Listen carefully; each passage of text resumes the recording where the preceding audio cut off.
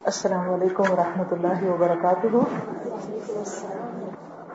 نحمده ونصلي على رسوله الكريم اما بعد فاعوذ بالله من الشيطان الرجيم. بسم الله الرحمن الرحيم.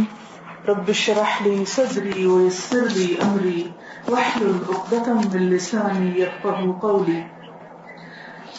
آج کی اس مجلس کے لیے میں نے امام ابن القیم الجوزیہ کی کتاب الداء والدواء، جس کا اردو ترجمہ دوائے شافی ہے، اس کا ایک باب منتخب کیا ہے. زبان گناہوں کا پرخطر دروازہ.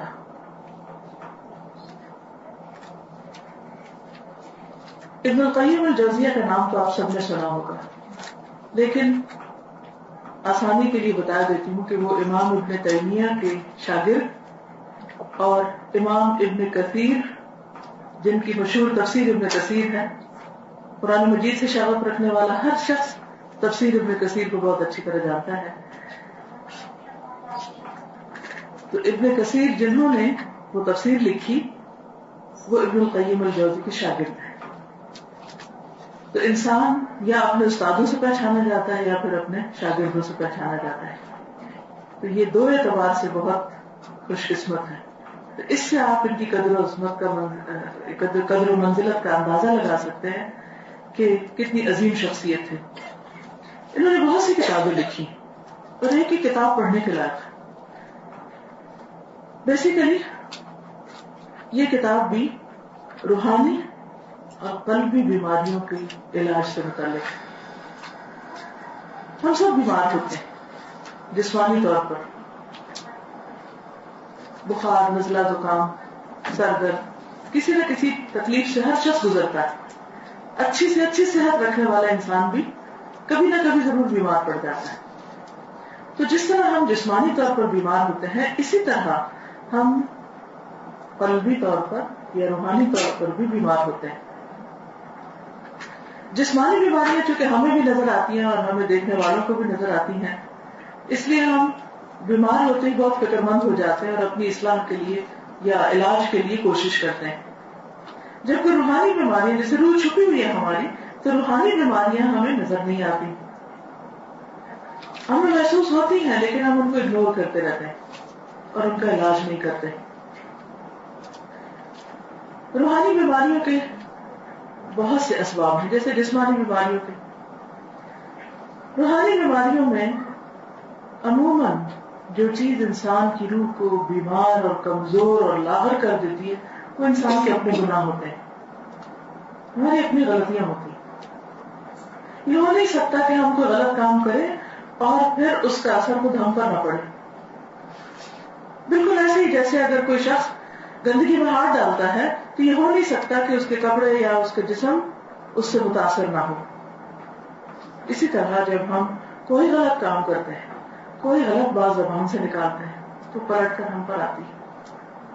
ہم بھول چکے ہوتے ہیں، ہمیں یاد نہیں ہوتا، لیکن اگر ہم غور کریں، توجہ کریں اور اپنے اندر جھانک سکیں تو اللہ تعالیٰ دکھا بھی دیتے ہیں کہ ہماری غلطی کہاں ہے.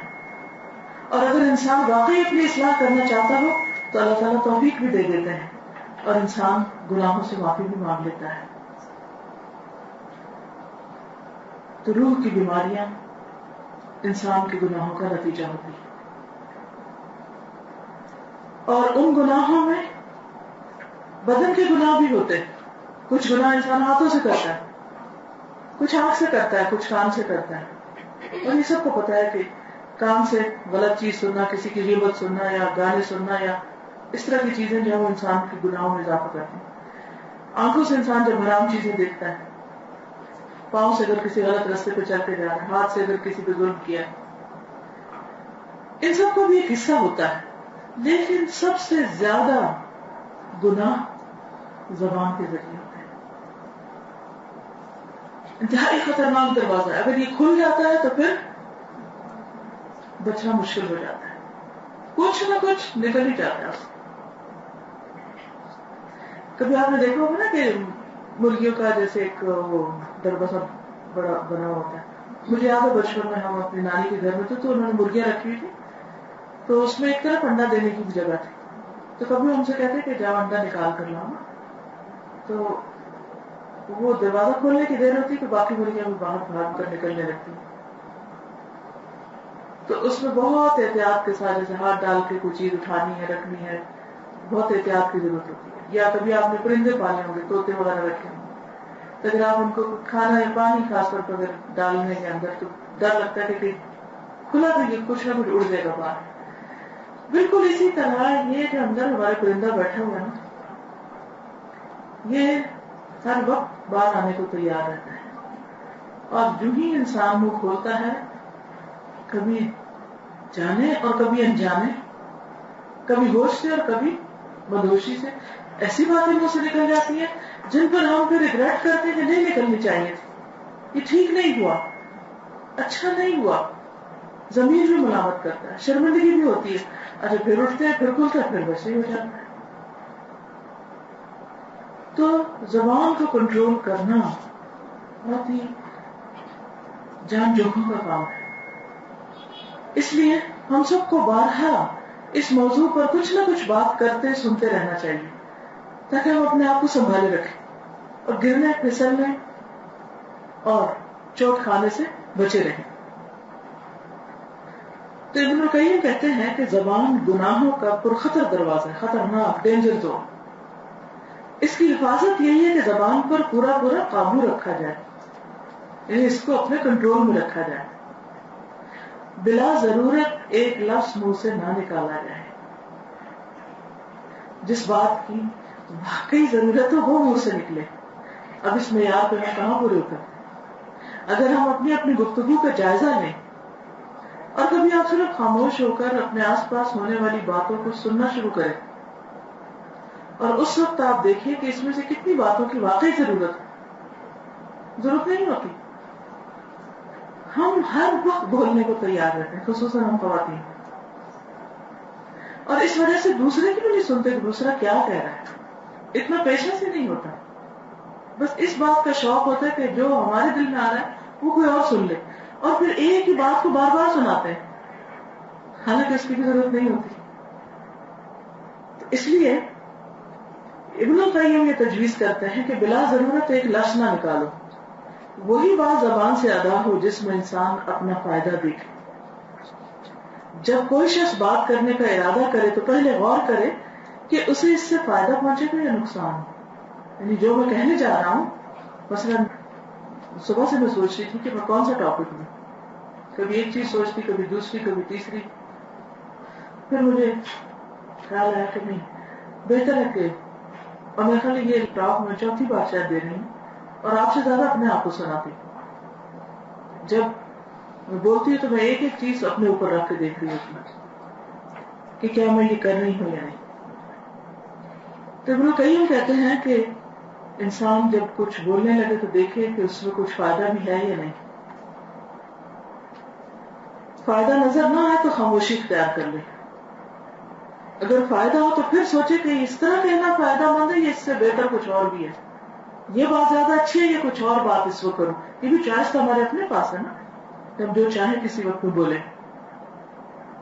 اگر دوسری کوئی بات زیادہ اچھی ہو تو اس کو چھوڑ کر وہ کرنے لگے, لیکن غور ضرور کرے, سوچے ضرور. کہتے کہ کسی کے دل کا پتہ لگانا ہو کہ وہ اندر سے کیا ہے, کیسا ہے, تو زبان کی حرکت کو دیکھو کہ بولتا کیا ہے. ہم بعض اوقات کہتے ہیں کہ وہ دل کا بہت اچھا بس ذرا زبان کا کڑوا ہے. یہ غلط بات ہے. اگر وہ دل کا میٹھا ہے تو زبان کا میٹھا لازم ہوگا. یہ نہیں ہو سکتا کہ دل کا اچھا اور زبان کا خراب ہو, کیونکہ دل جو کچھ سوچتا ہے زبان اسی کے مطابق بول رہی ہوتی. کوئی چاہے یا نہ چاہے بات دل کا راز کھول دیتی. اور سادی نے بھی کہا تھا نا کہ جب تک انسان خاموش رہتا ہے اس کے عیب و ہنر چھپے رہتے ہیں, لیکن جب وہ بولتا ہے تو اس کی خوبیاں یا خامیاں سب سامنے آ جاتی ہیں کہ وہ کیسا ہے. حضرت یحییٰ بن معاذ فرماتے ہیں القلب کالقدر تغلی بها والسنتها مغارفها. دل ہنڈیا کی طرح اور زبان اس کا کفگیر ہے. کفگیر ہوتا ہے نا جس سے کوئی کھانا باہر نکالتا ہے. تو کیا پکڑا ہے اندر؟ اس کو اگر چکھنا نمک زیادہ ہے کم ہے تو کیا کرتے ہیں؟ چمچ تو اندر ڈال کے نکال لیتے ہیں. بعض اوقات یہ دیکھتے کہ کھانا پک گیا یا نہیں، اس کو بھی چمچ ڈال کے نکال کے دیکھتے ہیں. تو زبان جو ہے اس میں وہی کچھ آتا ہے جو ہڈیاں کے اندر ہوتا ہے.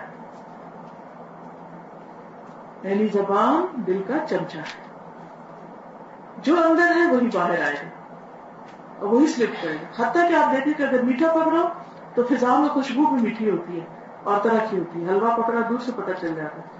اگر کوئی کھٹی چیز ہو تب بھی سمجھ میں آتی ہے، اگر نمکین چیز ہو تب بھی سمجھ میں آتی ہے. بعض تو اتنے ماہر ہوتے ہیں کہ ان کو یہ بھی پتہ چل جاتا ہے کھانے کی خوشبو سے صرف کہ نمک زیادہ یا کم. تو بالکل اسی طرح زبان کے ذریعے انسان کے اندر کی نیت، ارادہ، شوق، یہ سب چیزیں پتہ چلتی رہتی. حدیث میں آتا ہے لا يستقيم ایمان عبد حتى يستقيم قلبه. بندے کا ایمان اس وقت تک درست نہیں ہوتا جب تک کہ اس کا دل درست نہ ہو، جب تک وہ ٹھیک نہ ہو. اگر آپ دل کو ایک برتن کی طرح لیں یا ایک گلاس کی طرح مثلا لیں، اگر یہ سیدھا ہے تو ایمان اس کے اندر آئے گا، اور اگر یہ ٹیڑھا ہے تو ایمان باہر آ جائے گا. اور اگر خدا نہ خاصا الٹا ہے تو کچھ بھی نہیں رہے گا. اسی لیے ہم دعا کرتے ہیں نا کہ ربنا لا تزغ قلوبنا، اللہ ہمارے دل ٹیڑھے نہ کرنا، کیونکہ ٹیڑھا کرنے سے بھی کیا ہوگا، وہ یا الٹ گیا تو سب کچھ باہر آ گیا. آتا کہاں سے؟ یہاں سے، زبان سے آتا ہے باہر. ولا يستقيم قلبه حتى يستقيم لسانه.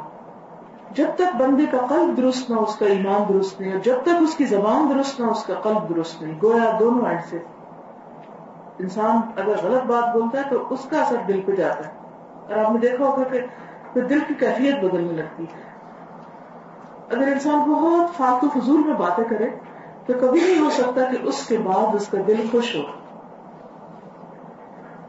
عام طور پر ہوتا ہی ہے کہ جب مجلس گرم ہوتی ہے نا تو ہم سب خوب باتیں کر رہے ہوتے ہیں اور بڑا انجوائے کر رہے ہوتے ہیں، لیکن جب اٹھ کے باہر آتے ہیں تو ضمیر ایک ایسی چیز ہے کہ وہ بول پڑتی، آہستہ آہستہ دل بجھنے لگتا ہے، ایک اداسی سی چھا جاتی، ایک بے چینی سی ہونے لگتی کہ میں نے یہ بات کیوں کہی، یا اس نے مجھے یہ بات کیوں کہی.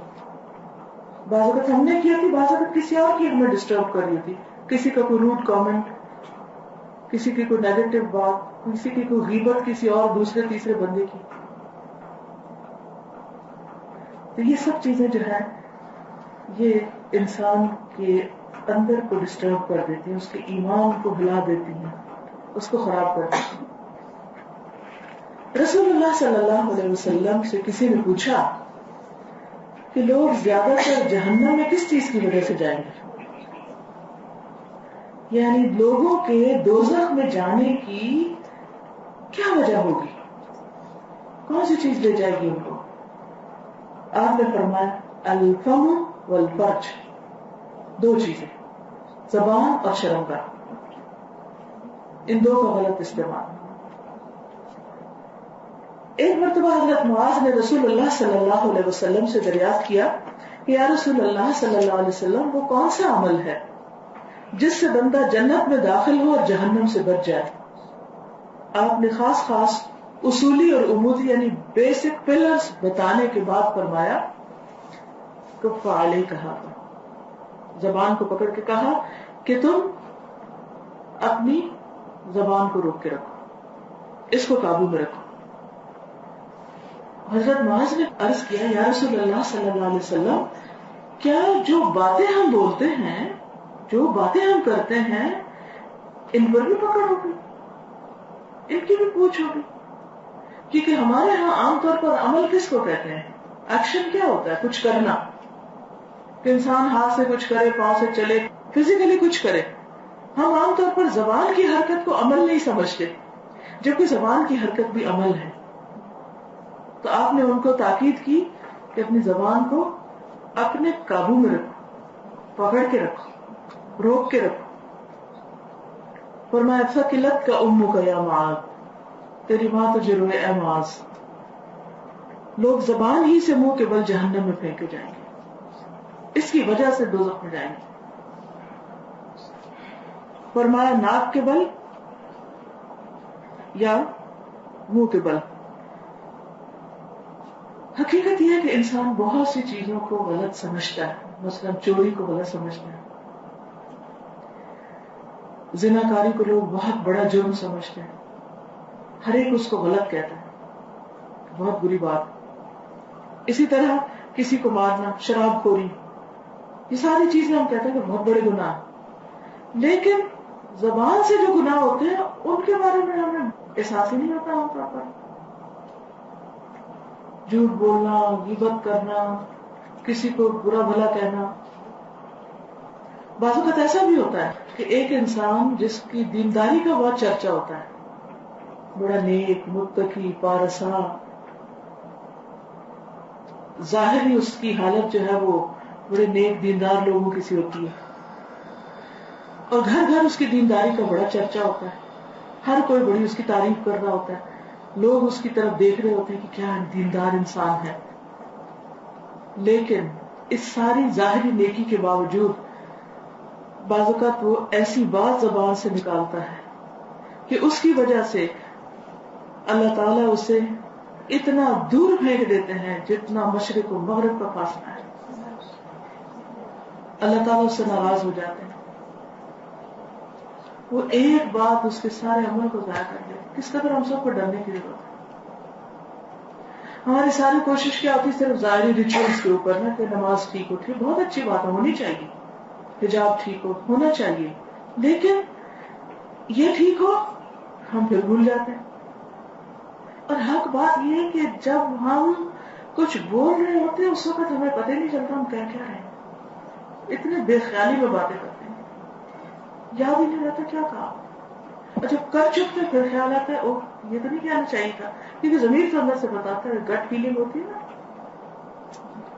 یہاں ایک چیز آ جاتی ہے، وہ بے چین ہو جاتی ہے، اس میں سکون نہیں رہتا. بعض اوقات زندہ لوگوں کی برائی، بعض اوقات مردہ لوگوں کی، کسی کو نہیں چھوڑتے، ہر ایک کے اوپر کچھ نہ کچھ تبصرہ. تو حضرت عبداللہ بن جندب کی روایت میں آتا ہے کسی آدمی نے کہا اللہ کی قسم فلاں آدمی کی اللہ تعالیٰ مغفرت نہیں کرے گا. اللہ تعالیٰ نے فرمایا یہ اس بات پہ قسم کھانے والا کون ہے، میں نے اسے بخش دیا اور تیری میں نے نیکیاں ساری تباہ کر دی. ہم کتنے ججمنٹل ہو جاتے ہیں، کسی کے بارے میں کچھ کہتے ہیں، کسی کو کچھ کہتے ہیں. ایک واقعہ میں نے کہیں پڑھا تھا کہ ایک شخص بہت نیک تھا لیکن اچانک اس سے تہجد کی نماز چھوٹ گئی اور 5 مہینے تک دوبارہ وہ تہجد نہیں پڑھ سکا. تو بہت پریشان ہوا، رویا، دعا کی کہ مجھے پتا چلے کہ یہ مجھ سے نیکی کیوں چھوٹ گئی. ہوتا ہے نا بعض اوقات ہم ایک نیک کام کنٹینیوسلی کر رہے ہوتے ہیں کہ اچانک ایسی بریک آتی ہے کہ انسان دوبارہ سمجھ نہیں پاتا. اگر کسی کے اندر حساس دل ہو اور نیکی کا شوق ہو تو اسے ضرور خیال آتا ہے کیا وجہ ہوئی، کیوں ایسا ہوا، مجھے تو اتنی پکی عادت تھی. تو غور کرنے پر اسے یاد آ گیا کہ اس نے کسی شخص کے بارے میں ایک ایسا کمنٹ دیا تھا کہ فلاں شخص منافق ہے، ہپوکریٹ. وہ رو رہا تھا کسی بات پہ تو کہا یہ جھوٹے آنسو رو رہا ہے. نیور نو کس کے دل میں کیا ہے، نفاق کا کس کو کون ہے یہ کون ہے. لیکن عام طور پر ہم دوسروں کے بارے میں کتنے آرام سے کمنٹ دے جاتے ہیں کہ ہونا تو ہے ہی ایسا، کبھی کسی کی بات کبھی کسی کی بات. ہمیں کیا پتا، ہم تو صرف لوگوں کو ظاہر پہ جج کرتے رہتے ہیں. ایسی باتیں کرنا جو کسی کی نیت سے متعلق ہو، کسی کے دل سے متعلق ہو، اس پر بہت سوچنا چاہیے. ہمیں کیا پتا، ہر وقت شک کرنا دوسروں پر اور دوسروں کی خیر خواہی پر، اس کا نقصان دوسروں کو تو کیا ہوگا، اپنا ہی ہو جاتا ہے. انسان کا نیکی چھٹ جاتی ہے، نیکی کے مواقع چلے جاتے ہیں اور پھر ہمیں خیال بھی نہیں ہوتا، ہم روتے بھی نہیں ہیں کہ ہم سے موقع چلا گیا. اس کا بھی احساس نہیں بعض اوقات رہتا، اتنی بے عزتی ہو جاتی ہے. کیونکہ جب ہم توبہ بھی کرتے ہیں تو کہاں سچی توبہ ہوتی ہے کہ واقعی ہم روئیں اپنے گناہوں کو. ہم اپنے گناہوں کو ماننا بھی تو نہیں چاہتے. تو گویا دوسرے لفظوں میں اپنے دشمن ہم خود ہی ہوتے ہیں، اپنے ساتھ خود ہی ذاتی کر رہے ہوتے ہیں. تو آپ دیکھیے کہ ایک آدمی جو خود نیک زاہد پارسا تھا، لیکن اس نے دوسرے کے بارے میں ایسا جملہ جب بولا تو اس کی وجہ سے اس کے اعمال سارے جل گئے، اور جس کو وہ برا کہہ رہا تھا اللہ نے اسے بخش دیا. اور یہ ویسے بھی تکبر کی بات ہوتی ہے کہ کسی کو انسان اپنے سے حقیر سمجھے. ہمیں کیا پتا اس کی کون سی نیکی اللہ کو پسند ہے. اگر ہمیں ظاہر میں وہ ٹھیک نہیں لگ رہا تو بس ٹھیک ہے، اس کے بارے میں جو ہمارا گمان ہے اس پر اللہ سے توبہ کریں اور اپنے آپ کو ہم منہ سے نہ نکالیں. کہتے ہیں کہ جب تک وسوسہ ہے اس کو پکڑ نہیں، جب تک منہ سے نہیں نکالتا انسان. لیکن جب انسان منہ سے نکالنے لگتا ہے وہ بات، تو پھر وہ کیا ہو جاتی ہے، اس کی پکڑ ہو جاتی ہے. اور بعض اوقات آخرت میں تو پکڑ جو ہے سو ہے، دنیا میں بھی پکڑ ہو جاتی ہے. اور یہ کتاب اس لحاظ سے بہت ہی مفید کتاب ہے. میں نے اس سے بہت کچھ سیکھا ہے. اگر ہو سکے تو آپ بھی اس کتاب کو ضرور مطالعہ کیجیے، خود پڑھیے، یا انٹرنیٹ پہ ہم نے اس کے چیپٹر بھی ڈالے ہوئے ہیں hudapk.com یا farahashmi.com پہ. اور اس کی ساری آڈیو پیچھے جو پڑھائی ہے میں نے وہ موجود ہے. تھوڑی سی عربی مشکل ہوتی ہے اس میں لفظ، لیکن یہ ہے کہ آپ خود پڑھ سکیں تو پڑھ لیں ضرور. ورنہ اس کتاب میں انہوں نے بہت ساری چیزیں ایسی بتائی ہیں کہ جس سے پتہ چلتا ہے کہ انسان کے گناہ کس کس طرح اس پر اثر انداز ہوتے ہیں، گناہوں کے نقصان کیا کیا ہے. اور گناہوں میں سب سے زیادہ نقصان ہوتے ہیں یہاں سے. اور یہ ایک ایسا مسئلہ ہے جو تھکتا نہیں، اکڑتا نہیں. باقی مسئلے سے آپ دیکھیں نا، کبھی اسٹیپ ہو جاتے ہیں، کبھی کمزور ویک ہو جاتے ہیں تو ان کا کام کم ہو جاتا ہے. لیکن بڑھاپے میں بھی یہ مسئلہ بہت اسٹرانگ رہتا ہے، بلکہ شاید زیادہ اسٹرانگ ہو جاتا ہے. جب باقی جسم کام نہیں کرتا تو پھر یہ اور استعمال زیادہ ہونے لگتا ہے. ابو ہریرہ کی روایت میں آتا ہے تکلم بکلمۃ اوبقت دنیاہ وآخرتہ، اس نے ایسی بات کہی جس سے اس کی دنیا اور آخرت دونوں برباد ہو گئی. اور انسان کو پتہ بھی نہیں ہوتا. سورۃ الحجرات آپ نے پڑھی ہوگی، جن لوگوں نے بھی قرآن مجید پڑھا ہے، تفسیر پڑھی ہوگی. اس میں نبی صلی اللہ علیہ وسلم کے سامنے اونچا بولنے والوں کے بارے میں کیا کہا گیا کہ ان کے اعمال برباد ہو گئے. آج اللہ کے رسول صلی اللہ علیہ وسلم ہمارے سامنے تو موجود نہیں ہے، لیکن بعض اوقات ہم آپ کی حدیث سنتے ہیں یا پڑھتے ہیں تو ہم کہتے ہیں یہ کیسے ہو سکتا ہے. یعنی آپ کی بات سے اپنی عقل کو اوپر رکھتے ہیں. ہم یہ کہہ سکتے ہیں کہ کوئی مجھے ذرا سمجھا دے، میری سمجھ میں بات نہیں آ رہی، لیکن یہ شک نہ ہو کہ یہ پاسبل نہیں یا یہ تو غلط بات لگتی ہے. بخاری اور مسلم کی ایک روایت میں آتا ہے ان العبد لیتکلم بالکلمۃ من رضوان اللہ لا یلقی لها بالا يرفعه الله بها درجات وان العبد لیتکلم بالکلمۃ من سخط اللہ لا یلقی لها بالا يهوی بها في نار جہنم. بندے کے منہ سے کبھی نہایت بے پرواہی سے خدا کی رضامندی کا کلمہ نکل جاتا ہے جس سے اللہ تعالیٰ اس کے درجات اونچے کر دیتا ہے، اور بندے کے منہ سے کبھی نہایت بے پرواہی سے خدا کی خفگی کا کلمہ نکلتا ہے جس کی وجہ سے وہ جہنم میں جھونک دیا جاتا ہے. مسلم میں ہے بندے کے منہ سے کبھی ایسا کلمہ نکلتا ہے جس کی بدی اس پر ظاہر نہیں ہوتی. اچھا یہ بھی اللہ کی رحمت ہے کہ بعض اوقات دنیا میں انسان کو کسی کو ٹھوکر لگتی تو یاد آتا ہے، چوٹ لگتی ہے، کوئی تکلیف آتی ہے تو استغفر اللہ میری کو غلطی. اور بعض اوقات دنیا میں تو نظر نہیں آتی، لیکن اس بات کی وجہ سے جہنم کے ایسے گڑھے میں ڈال دیا جاتا ہے جس کی گہرائی مشرق اور مغرب کے فاصلے سے بھی زیادہ ہوتی ہے. ایک اور حدیث میں بھی یہی آتا ہے تم میں سے کوئی فرد کبھی ایسی بات اللہ کی مرضی کی بولتا ہے کہ اسے خود بھی اللہ کی رضامندی کا گمان تک نہیں ہوتا کہ اتنی رضامندی حاصل ہو جائے گی، اور تم میں سے کبھی کوئی اللہ کی ناراضگی کی ایسی بات بولتا ہے کہ اسے خبر نہیں ہوتی کہ کہاں تک پہنچے گی، اور اللہ تعالیٰ اس کے لیے قیامت تک کے لیے ناراضگی لکھ دیتا ہے. اسی لیے کہتے ہیں نا کہ ہم کسی کے بارے میں یہ نہیں کہہ سکتے کہ فلاں بڑا نیک ہے ضرور جنت میں جائے گا.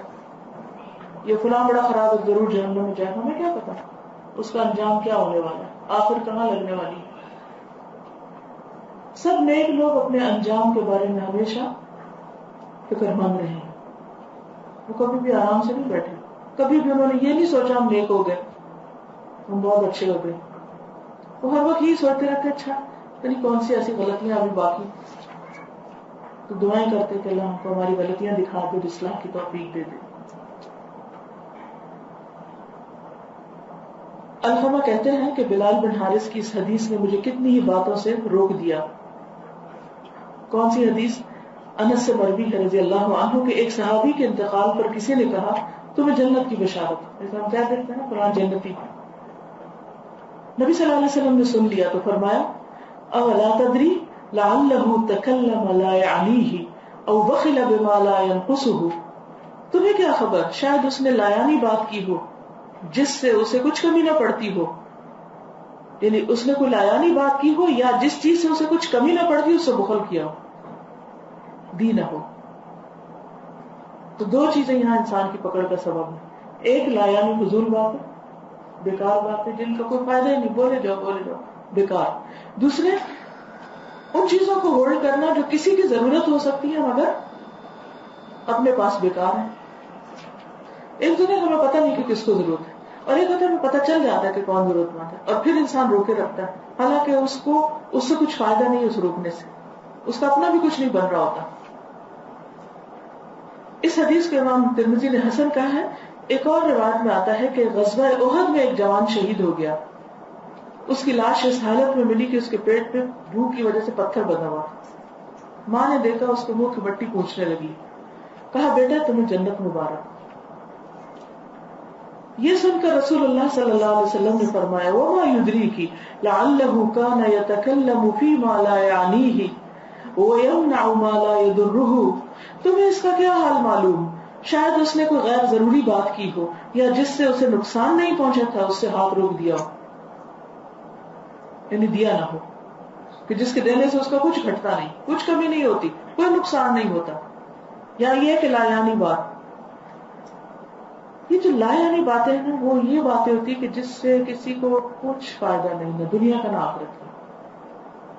کام کی بات کیا ہوتی ہے کہ آپ کسی کو ایسی کوئی ایڈوائس دیں یا کسی کو کسی چیز کے بارے میں مشورہ دیں، یا وہ کوئی غلط بات کر رہا ہو یا کچھ سوچ رہا ہو تو اس کی تھنکنگ کو ٹھیک کریں، یا اس کو دنیا کا کوئی فائدے کی چیز سکھا دیں، کوئی اسکل سکھا دیں، کوئی ہنر بتا دیں، کوئی ٹپ بتا دیں، کوئی اچھے کام بتا دے، کوئی چیز اچھی شیئر کرے اس کے ساتھ، پھر تو فائدہ ہے۔ لیکن لا یعنی بات ہے، مثلا میں نے یہ پہنا، میں نے یہ کھایا، میں نے یہ دیکھا، میں نے بھی ٹھیک ہے، آپ نے کھایا آپ کو فائدہ ہو، ہم کو کیا فائدہ۔ اسی طرح لوگوں کے بارے میں نے فلاں کو دیکھا وہ ایسے چل رہا تھا، فلاں کو دیکھا وہ یہ کر رہا تھا، کوئی آپ کا کیا کام، اس کی مرضی، لوگوں کو جینے دو، چلتا ہے تو چلنے دو، کوئی کہیں جاتا ہے تو جانے دو، بے وجہ لوگوں کی زندگی میں تجسس، کہاں گئے، کہاں سے آئے، کیا خریدا، کس کو کیا دیا، کس کو کیا دیا۔ اچھا جب کسی کی شادی ہوتی ہے تو پھر ہمارے دل میں کھلبل ہوتی ہے، اچھا ذرا پتا کریں تو کیا ہوا، وہ فون کرتے ہیں، اچھا ہو گئی شادی، اچھا ہو گئی، اچھا تو پھر فلاں آیا تھا، اچھا فلاں نہیں آیا تھا، کیوں نہیں آیا تھا، وہ پھر غیبت شروع ہو گئی، اچھا فلاں آیا تھا تو وہ لایا کیا، اس علم سے کیا فائدہ۔ کہتے ہیں کہ آرڈنری پیپل جو ہوتے ہیں نا، دے میجر ان مائنر، یعنی وہ چھوٹی چھوٹی چیزوں کے اندر میجر کرتے ہیں، جیسے یونیورسٹی میں میجر اور مائنر سبجیکٹس ہوتے ہیں، تو ان کا ہائیسٹ کنسرن کیا ہوتا ہے، ایسے فضول چھوٹی چھوٹی باتوں کے پیچھے پڑے رہنا جس کو کچھ حاصل نہیں، نتیجہ کچھ نہیں۔ جن لوگوں کی زندگی میں کوئی مقصد ہوتا ہے یا جن کو کچھ کرنا ہوتا ہے، جن کو اپنے سے پیار ہوتا ہے، میں تو سمجھوں گی کہ جن کو اپنی ویلیو ہوتی ہے کہ ہمیں زندگی میں کچھ کرنا ہے تاکہ آخرت اچھی ہو، تو وہ کچھ نہ کچھ لگے ہی رہتے ہیں، چاہے اپنے ہاتھوں سے کسی کو فائدہ پہنچائے یا زبان سے پہنچائے یا کچھ نہ کچھ، یعنی ایسی کریٹو کام کریں کہ جس سے انسانیت کا بھلا ہو۔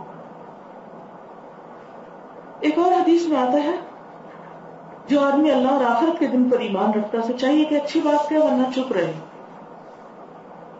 خاموشی بھی عبادت ہے، لیکن خاموشی سے زیادہ اچھا ہے اگر کوئی اچھی بات بتانے کی آپ کو کسی، جس سے کسی کا مرال اپ ہو، ایمان بڑھے، کسی کا دل خوش ہو جائے، کسی کا غم دور ہو جائے، کسی کو کوئی اچھا راستہ مل جائے. اگر اس وقت آپ کو اچھا کنٹریبیوٹ کر سکتے تو ضرور کیجیے. ایک اور حدیث میں آتا ہے من حسن اسلام المرء ترکہ ما لا یعنیہ، انسان کے اسلام کا حسن اس بات میں، خوبصورت اسلام یہ ہے کہ انسان لا یعنی بیکار ردی فضول باتوں کو چھوڑ دے، ان کو اپنی زندگی سے نکال دے. یہ زندگی ایک دفعہ ملی واپس نہیں آئے گی، ہر دن جو ایک دفعہ گزر جاتا ہے پھر نہیں آئے گا، تو اس لیے ہر دن کو پروڈکٹیو کاموں میں استعمال کریں.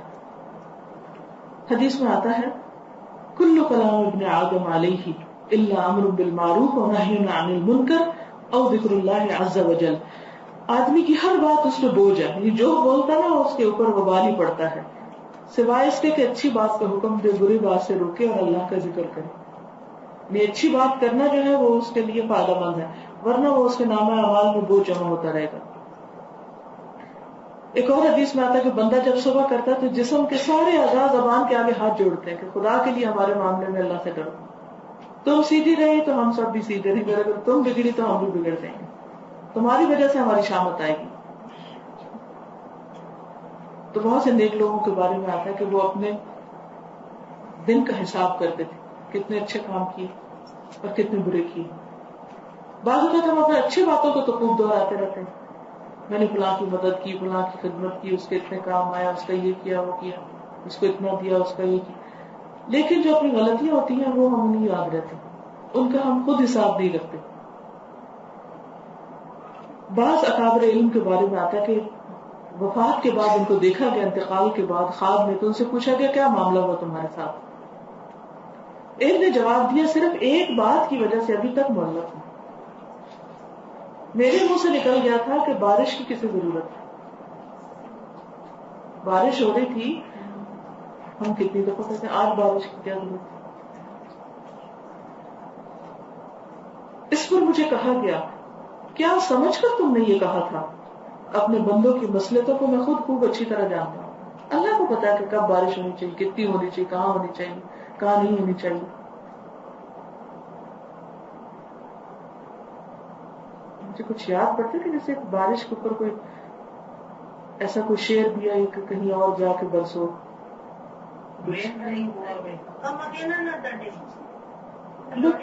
یہ ہم اپنے بچوں کو سکھا رہے ہیں، لا حول ولا قوت الا باللہ. رین رین گو اوے کم اگین انادر ڈے. جس نے بھیجی ہے اس کی مرضی ہے، ہماری مرضی، حکم کس کا چلے گا؟ اس کا چلے گا. تو ایسی بیکار باتیں جو ہیں ان سے بھی بچنا چاہیے. اور عموماً جو بچوں کے پوائنٹس اور رائمز اور اس طرح کی چیزیں ہوتی ہیں ان میں بابا بلیک شیپ میں کوئی میننگ نہیں ہوتا، تو بچپن سے ہی ہم ان کو سکھا دیتے ہیں فضول باتیں. صحابہ میں سے کسی نے اپنے خادم سے کہا کہ دسترخوان لاؤ، کچھ اس کے ساتھ بھی کھیل کر لیں. اس کے بعد کہنے لگے استغفر اللہ، میں بغیر نکیل اور لگام کی بات نہیں کرتا، یہ میں نے کیا کہا، آج کیا کیا میں نے جو ایسا میری زبان سے نکلا. پھر کہنے لگے کہ انسان کے اعضاء کی حرکتوں میں سب سے بری اور نقصان دہ حرکت زبان کی حرکت ہے. اب یہ ہے کہ جو کچھ ہم بولتے ہیں اس کے بارے میں قرآن مجید میں آتا ہے ما یلفظ من قول الا لدیہ رقیب عتید، کوئی لفظ انسان کی زبان سے نہیں نکلتا مگر اس کے پاس حاضر باش نگران موجود نہیں جو لکھ نہ رہا، یعنی فرشتہ انتظار میں رہتا. ہم مس کر جاتے کسی کی بات، وہ ایک لفظ مس نہیں کرتے. ما یلفظ من قول، کوئی قول جو منہ سے نکلتا، کوئی کلمہ جو انسان بولتا ہے فوراً لکھ لیا جاتا ہے. وَإِنَّ عَلَيْكُمْ لَحَافِظِينَ كِرَامًا كَاتِبِينَ يَعْلَمُونَ مَا تَفْعَلُونَ. تو بات یہ ہے کہ انسان تین چیزوں کا ہم خیال کریں. ایک تو یہ ہے کہ فالتو باتیں نہ کریں، دوسرے یہ ہے کہ جب کام کی بات ہو تو خاموش نہ رہیں، اور تیسرے یہ کہ جب خاموشی ہو کوئی کچھ کہنے کا نہ ہو تو اللہ کے ذکر سے زبان بتا رکھے. بس اگر یہ آج کے لیکچر سے تین باتیں یاد رہیں اور تین کام ہم نے کر لیے تو انشاءاللہ تعالیٰ بہت فائدہ ہو جائے گا. کہ جہاں ضرورت نہیں بولنے کی وہاں نہیں بولنی، جہاں ضرورت ہے بولنے کی وہاں چپ نہیں رہنا، اور جب ان دو میں سے کچھ نہیں تو پھر کثرت سے اللہ کا ذکر. سورۃ الاحزاب میں آتا ہے وَالذَّاكِرِينَ اللَّهَ كَثِيرًا وَالذَّاكِرَاتِ أَعَدَّ اللَّهُ لَهُم مَغْفِرَةً وَأَجْرًا عَظِيمًا. ذکر کی عادت ڈالی، بیٹھے بیٹھے، اٹھتے بیٹھتے، چلتے پھرتے، ایون لوگوں کی دو باتوں کے بیچ میں بھی اللہ کا ذکر دل دل میں کرتے رہیے، کیونکہ ذکر جو ہے وہ سونا چاندی خرچ کرنے سے بھی بڑی عبادت ہے. بعض اوقات انسان کے پاس مال نہیں ہوتا صدقہ کرنے کا، یا ہوتا بھی تو توفیق نہیں ہوتی، تو ایسے موقع پر انسان اللہ کے ذکر سے زیادہ فائدہ اٹھا سکتا ہے. سبحان اللہ، الحمدللہ، اللہ اکبر، لا الہ الا اللہ، استغفر اللہ، یا حی یا قیوم برحمتک استغیث، صبح شام کے ذکر. اور صرف خود ہی نہیں، بچوں کو بھی یاد کرائیں، بچوں کو بھی عادت ڈالیں. ابھی سے اگر عادت ڈالیں گے تو انشاءاللہ ان کو بڑے ہو کر مشکل نہیں ہوگی، پھر وہ ایک عادت ثانیہ بن جاتی، ہیبٹ بن جاتی، انسان چین سے بیٹھ نہیں. جیسے ہم کو بہت بولنے کی عادت پڑی ہوئی ہے تو وہ اس کو کنورٹ کر لیں کس میں؟ اللہ کے ذکر میں. تو اللہ کرے کہ ہمیں بہت ذکر کی عادت پڑ جائے، کیونکہ اللہ تعالیٰ نے صرف ذاکرین نہیں کہا، وَالذَّاكِرِينَ اللَّهَ كَثِيرًا، کثیرًا، کثرت کی بات کی ہے. بہت کثرت سے اللہ کا ذکر کرو. اور یہ صرف اس وقت ہو سکتا ہے جب ہم چپ رہنا سیکھیں. جب باتیں اور کرے جائیں گے ذکر کب کریں گے؟ جب تک ہم جاگتے ہیں ہم بولے ہی چلے جاتے ہیں، جب سوتے ہیں تو پھر کیا ذکر ہوگا؟ پھر سویر اٹھتی ہے تو سویر سے ہم بچوں کے پیچھے پڑ جاتے ہیں اور ادھر ادھر، کبھی فون اٹھا لیتے ہیں، کبھی کچھ کبھی کچھ. سب سے زیادہ جو کام ہم کرتے ہیں وہ بولنا ہی ہوتا ہے. تو اس لیے بہت ضروری ہے کہ ہم اپنی خاطر، کسی پہ احسان نہیں، میں اپنی خاطر، آپ اپنی خاطر، ہم سب اپنی زبانوں کو ڈسپلن کریں. اللہ تعالیٰ ہمیں توفیق عطا فرمائے. وآخر دعوانا الحمدللہ رب العالمین. اگر آپ کے ذہن میں کوئی بات ہے تو آپ کر سکتے ہیں. جزاک اللہ ویسن الجزا. ڈاکٹر صاحبہ، جو آپ نے ہم لوگوں کو بتایا ہے، اللہ کرے کہ ہم سب کو اس کی توفیق ہو. اور واقعی یہ زبان بہت بڑی ایسی چیز ہے کہ جس کی حفاظت کرنا بہت ضروری ہے، اور اسی میں ہم بہت لاپرواہ رہتے ہیں. اور تمام حاضرین محفل کا بہت شکریہ. ہم سب کو اللہ تعالیٰ اجر سے محروم نہ کرے.